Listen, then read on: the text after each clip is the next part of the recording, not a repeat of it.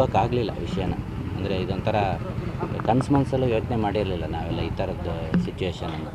ನಾನು ಅವ್ರಿಗೆ ಹೋಗ್ಬೇಕಾದ್ರೂ be safe ಅಂತಲೇ ಒಂದು ಮೆಸೇಜ್ ಹಾಕಿದ್ದೆ ಹೋಗೋಕ್ಕೆ ಮುಂಚೆ.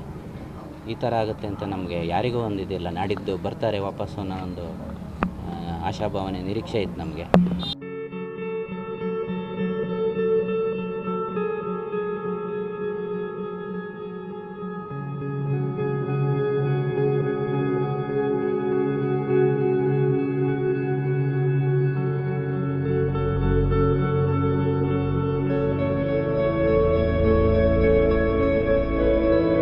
I don't have anything much to say, but I'm hopeful that at this bad situation where we all stay stronger, and hope this operations which is going through, where we rescue all the people who are stuck there. I'm hoping, and just